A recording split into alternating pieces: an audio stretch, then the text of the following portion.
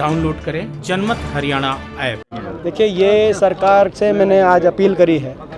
आज इस सार्वजनिक सभा में करनाल में हजारों की संख्या में लोग थे। हमने अपील करी है कि सरकार स्थिति गंभीरता को समझे और गंभीरता समझते हुए तुरंत बातचीत का रास्ता खोले और किसानों की मांगों को स्वीकार करते हुए इस गतिरोध को समाप्त कर रहे सरकार, समाप्त करवाए सरकार। आज बहुत महत्वपूर्ण है कि स्थिति गंभीरता को समझा जाए। लाठी चलाकर, जैसे हमने देखा रोहतक में कल, तो लाठी चलाने से इस समस्या का समाधान नहीं होगा।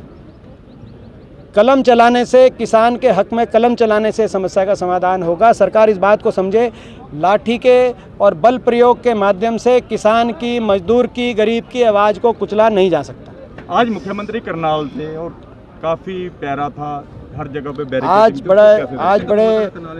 आज मैंने भी इतने वर्षों से, बचपन से लेकर आज तक, चलो राजनीति में तो जब से हम, अगर बचपन से ही करनाल में हम छोटे छोटे से, तो अपने जीवन में मैंने इतने करनाल में सुरक्षा और पहरा जितना आज देखा है, इतना कभी नहीं देखा। तो ये इस बात को लेके मुख्यमंत्री जी को आत्ममंथन करना चाहिए और सरकार को आत्ममंथन करना चाहिए कि जनता में इतना रोष क्यों है, जनता में इतना अविश्वास क्यों है, हरियाणा का हर वर्ग इस सरकार से इतना परेशान क्यों है। ये आत्ममंथन करें मुख्यमंत्री जी। विधानसभा के अंदर अविश्वास प्रस्ताव पारित नहीं हो पाया, उसके पीछे बड़ा कारण क्या रहा है? देखिए,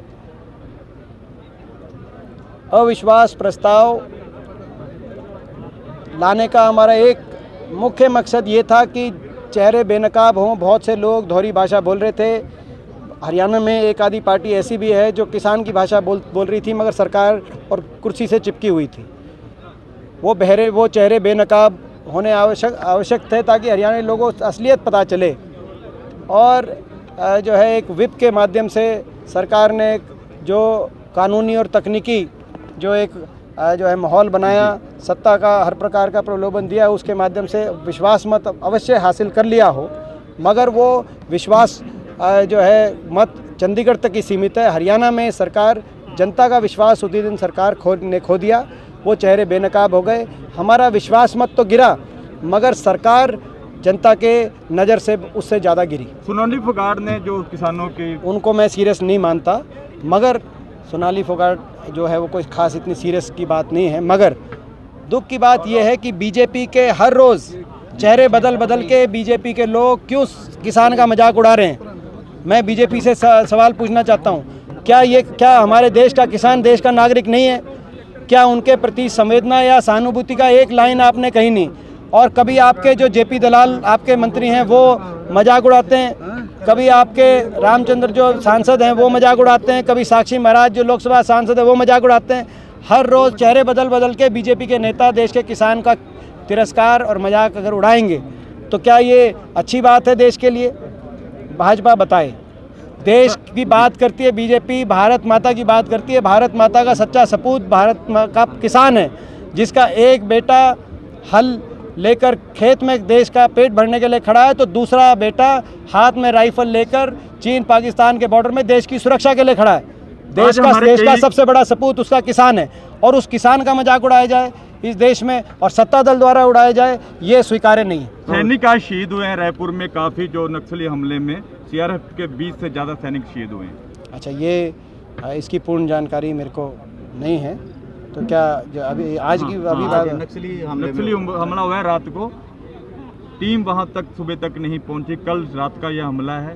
अभी इसमें कितनी, क्या 20 से ज़्यादा सैनिक हैं और 5 से ज़्यादा सैनिक जो है ना उसमें ये जैसे कि आपने जानकारी दी है, 20 से ज़्यादा हमारे देश के सैनिक नक्सली हमले में जिन्होंने शहादत दी है देश की रक्षा सुरक्षा के लिए, हम सब मिलके उनको श्रद्धांजलि देते हैं। उनके परिवार को भगवान इस दुख की घड़ी में ताकत दे, इस जो है ऐसी पीड़ा को सहन करने का। ये हम राकेश टिकैत के ऊपर जो हमला हुआ है राजस्थान, ये बहुत दुर्भाग्यपूर्ण है, बहुत दुर्भाग्यपूर्ण है। आज फिर वही बात हुई। और ये बहुत एक मिनट, ये बस आखिरी ले लें।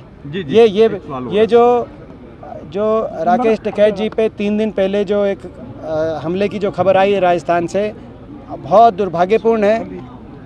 तुरंत राजस्थान सरकार जो इस जो है क्राइम के पीछे जो भी शामिल हैं पूरे साजिश षड्यंत्र का जो को सामने लाया जाए, सभी दोषियों को ज़्यादा से ज़्यादा कानूनन सज़ा मिले और टिकैत साहब की सिक्योरिटी को बढ़ाया जाए।